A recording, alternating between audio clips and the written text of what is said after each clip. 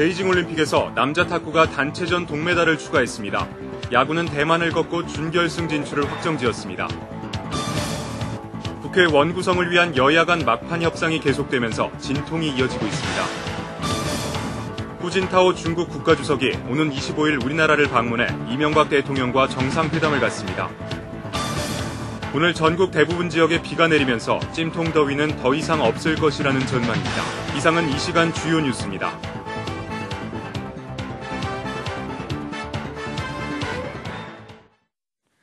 안녕하십니까. 국회 원구성을 위한 여야 간 막판 협상이 가축법 개정에 대한 견해차를 좁히지 못해 진통을 이어가고 있습니다. 이재준 기자가 보도합니다. 오후 2시 20분 시작된 한나라당과 민주당의 협상은 평행선을 달리며 정회와 속개를 반복했습니다. 양당은 각 당 원내대표와 정책위 의장, 쇠고기 특위간사가 참여하는 6인 회동에서 견해차를 좁히지 못해 진통을 이어갔습니다.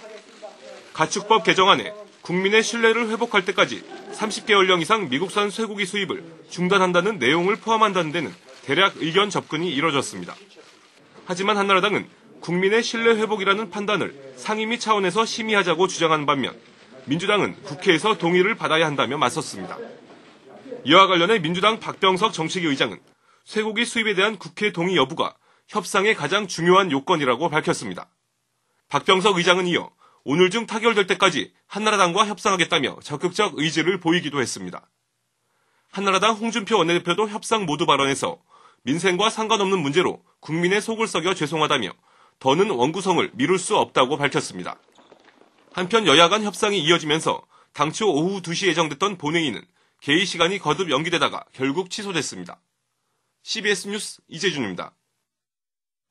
후진타오 중국 국가주석이 오는 21일부터 1박 2일의 일정으로 우리나라를 방문해 이명박 대통령과 정상회담을 갖습니다.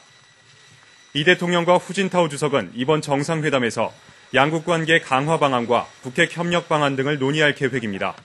후 주석의 방안은 이번이 두 번째로 이명박 대통령과는 세 번째 정상회담을 하게 됐습니다.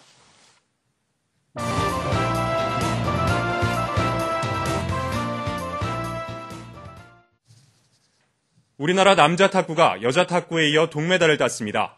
야구는 5연승으로 4강행을 확정지었습니다. 오늘의 베이징 올림픽 소식 권민철 기자가 보도합니다. 한국 선수단의 메달 레이스가 잠시 휴식기에 들어간 오늘 남자 탁구가 소중한 동메달을 추가했습니다. 남자 탁구 대표팀은 베이징 올림픽 남자 단체전 3, 4위 결정전에서 오상은, 유승민, 윤재영을 앞세워 오스트리아를 3대1로 누르고 동메달을 획득했습니다. 이로써 한국 탁구는 남녀 단체전에서 나란히 동메달을 거두고 내일부터는 개인전에 돌입합니다. 또 8년 만에 올림픽 메달을 노리고 있는 한국 야구 대표팀은 대만을 꺾고 5연승으로 4강 진출을 확정지었습니다.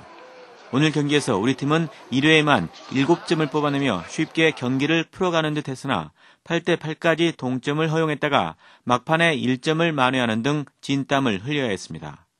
남자 핸드볼은 러시아와의 조별 예선 마지막 경기에서 22대 29, 7점 차로 패했지만 모레부터 시작되는 8강전을 위해 전열 정비에 나섰습니다.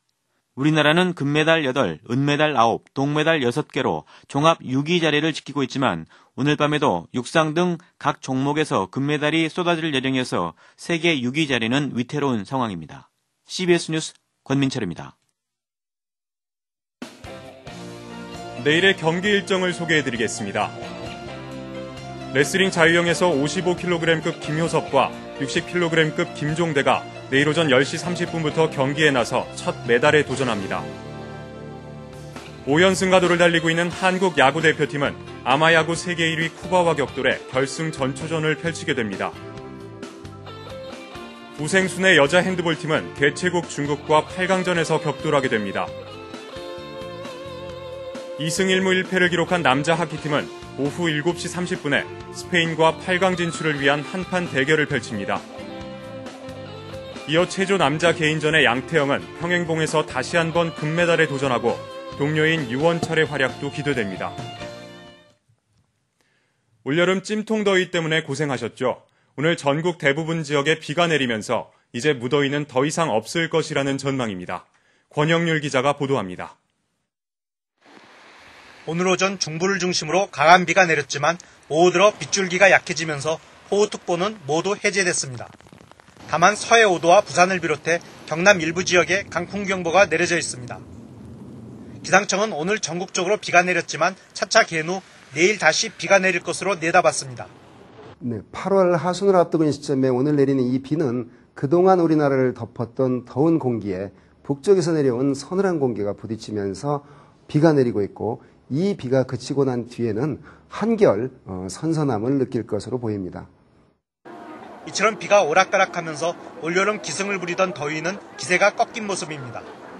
오늘 서울 낮 기온이 27도를 기록하는 등 한낮에도 무더위가 사라진 서늘한 날씨를 보였습니다. 기상청은 그동안 예년보다 높은 기온을 보였던 날씨가 당분간 평년 수준을 유지할 것으로 전망하고 있습니다. 8월 하순 평균 기온은 예년과 비슷한 18도에서 26도를 나타내겠고 강수량도 예년과 비슷하겠습니다. 이에 따라 이번 주는 아침 저녁으로 선선한 날씨가 지속될 것으로 보입니다. 다만 모레쯤 반짝 더위가 예상되지만 다시 선선한 날씨가 이어질 것으로 보입니다. 특히 이번 주말에는 평년보다 1, 2도 낮은 가을 날씨를 보일 것으로 기대됩니다. CBS 뉴스 권영률입니다. 검찰이 지난해 초 국회 위증 혐의로 기소된 백성학 영암모자 회장의 사무실에서 리빈 전 주한 중국 대사를 관리한 것으로 보이는 영문 문건을 압수하고도 관련자 조사나 증거자료 제출을 미뤄 은폐 의혹이 일고 있습니다. 보도에 이재용 기자입니다. 국가정보 유출 의혹 사건과 관련해 국회 위증 혐의를 받고 있는 백성학 영암모자 회장의 사무실에서 리빈 전 주한 중국 대사를 관리해온 것으로 추정되는 문건이 발견됐다고 오마이뉴스가 최근 보도했습니다. 이 문건에는 리빈 전 대사의 암호명을 결정하거나 중국 복귀 뒤에 관리 계획을 세우는 등의 내용이 담겨 있어 이른바 D-47 영어 번역 문건과 함께 국가정보 유출 의혹 사건을 규명해줄 자료로 평가되고 있습니다. 그런데 리빈 대사 관련 문건이 뒤늦게 등장한 것과 관련해 검찰의 축소 은폐 의혹이 제기되고 있습니다.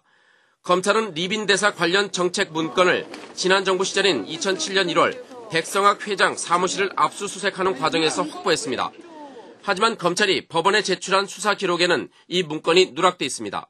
공판 과정에서도 증거자료 제출을 미루다가 신현덕 피고인 측의 요구로 1년이 지난 올 1월에야 제출했습니다. 검찰은 또 문건 작성 경위에 대한 조사를 제대로 실시하지 않아 은폐 의혹이 더욱 커지고 있습니다. 검찰은 백성학 회장 비서실 관계자인 허모 씨를 소환 조사하는 과정에서 모두 31건의 문서 중 22건에 대해 작성 경위를 조사했습니다. 하지만 리빈 대사 관련 정책 문건을 포함한 9건에 대해서는 백 회장이나 비서실 직원을 상대로 작성이나 보관 경위 등을 조사하지 않았습니다. 수사 과정과 증거 제출 시기가 석연치 않습니다. 검찰 관계자는 리빈 대사 관련 문건이 뒤늦게 공개된 것에 대해 사건의 재판이 진행 중인 만큼 일일이 답변하기 곤란하다고 말했습니다. CBS 뉴스 이재웅입니다. 검찰은 배임 혐의로 고발된 정현주 전 KBS 사장을 이르면 오는 20일쯤 불구속 기소할 방침입니다. 검찰 관계자는 정 전 사장을 배임 혐의로 불구속 기소하기로 한 방침에는 아직 변함이 없다면서 오는 20일이나 21일쯤 기소할 예정이라고 밝혔습니다. 한편 정현주 전 사장이 제기한 해임 처분 집행정지 신청에 대한 첫 신문이 오늘 오후 서울행정법원에서 열린 데 이어서 내일은 서울 남부지법에서 KBS 이사회의 해임 제청 결의 효력정지 가처분 신청 심리가 열릴 예정이어서 이번 주가 정현주 해임의 분수령이 될 것으로 전망됩니다. 미국산 쇠고기의 국내 통관량이 큰 폭으로 증가해 수입량이 호주에 이어 2위로 올라섰습니다. 관세청은 지난달 통관된 냉동 쇠고기 13,263톤 가운데 3,015톤이 미국산으로 전체 물량의 23%를 차지해 2위였던 뉴질랜드를 제쳤다고 밝혔습니다.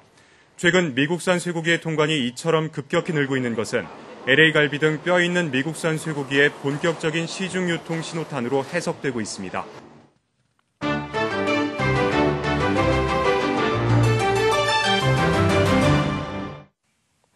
베이징 올림픽을 찾은 각국의 여행객들은 올림픽 게임뿐 아니라 중국의 전통 공연을 보는 재미에 푹 빠졌다고 합니다. 차를 마시며 즐기는 중국의 고전 오페라를 보러 정말 많은 사람들이 찾고 있다고 하는데요. 올림픽을 맞아 특별히 준비한 중국의 오페라, 화면으로 함께 감상해 보시죠. 중국 베이징의 한 찻집. 올림픽을 찾은 관광객들이 다양한 종류의 차를 마시며 중국의 전통 공연을 즐깁니다. 찻집을 찾은 관광객들은 입에 초를 물고 전통악기를 연주하는 여성 등 다양한 공연을 보는 것뿐 아니라 중국의 전통차를 마시는 것 또한 의미가 크다고 합니다.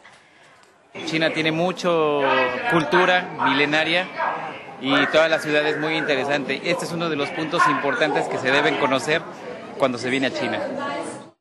티하우스에서는 여행객들이 차의 맛과 향을 느끼고 오랫동안 베이징을 기억할 수 있도록 더욱 정성스럽게 차를 만든다고 하는데요.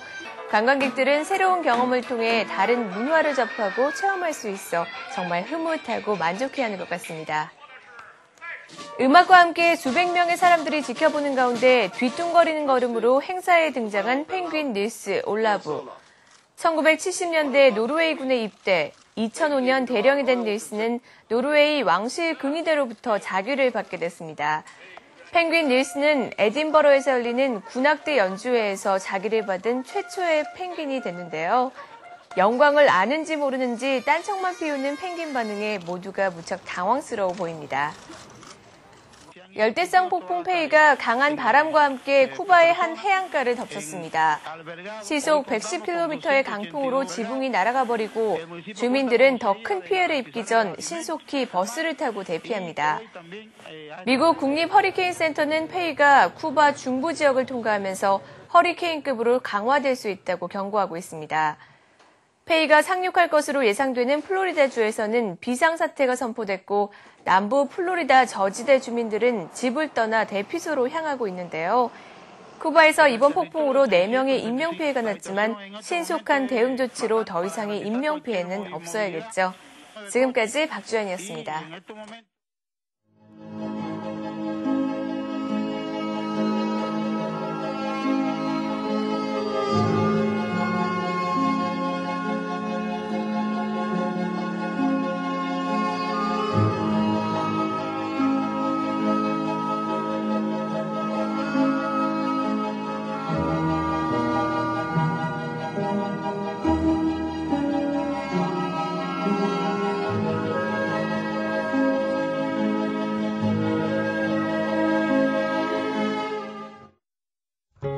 날씨입니다. 내일은 기압골의 영향을 받은 후 점차 벗어나겠습니다. 강원도 영동 지방은 차차 흐려져 밤늦게 비가 오겠고 그 밖의 지방은 구름이 많은 가운데 오전이나 낮 한때 비가 오는 곳이 있겠습니다. 아침 최저기온은 19도에서 24도, 낮 최고기온은 26도에서 30도가 되겠습니다. 서울 지역 현재 기온은 24도입니다. 이상으로 CBS 뉴스를 마치겠습니다.